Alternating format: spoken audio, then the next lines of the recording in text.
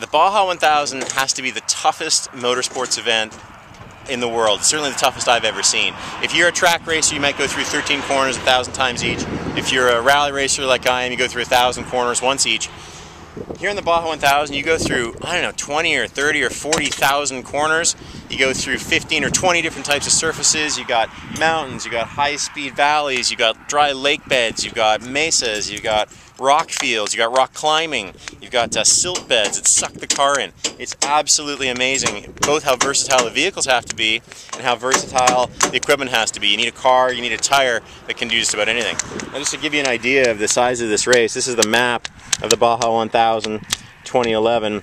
We start up in Ensenada, drive out, and basically this is a loop type race this year. Some years they go straight from Ensenada all the way down to Cabo San Lucas, which is down where my thumb is there in the dirt.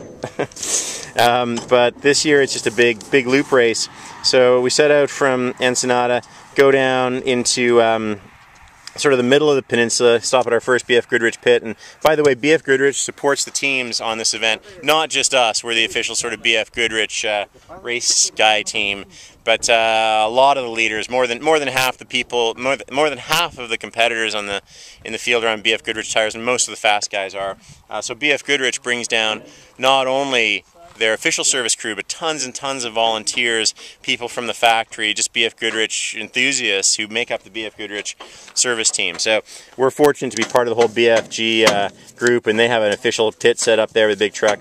We then go into this quite difficult area here. There's going through a mountain pass and some real rock climbing there. Then we come out to a dry lake bed here, Laguna Salada, which is very high speed, down through some very difficult silt beds here, and then into some whoops, and then this big San Felipe loop. They call it this loop San Felipe because it's based around the town of San Felipe.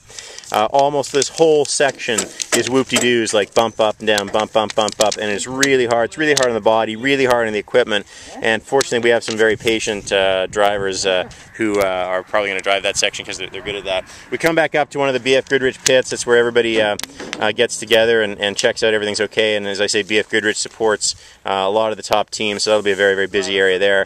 We'll have a driver change there. And then we go this fast sort of crossing the Peninsula Road. There's some very high-speed stuff here that we've just done the pre-run on after Mike's ranch. And I've just driven that, and I think that's an area I'm going to really enjoy. And now we're just getting back out onto the coast here, the west coast, heading back north into Ensenada to finish the race. This whole loop is about 700 miles this year. We're going to go through 6 driver changes. We have 6 drivers. Each one of us will also co-drive.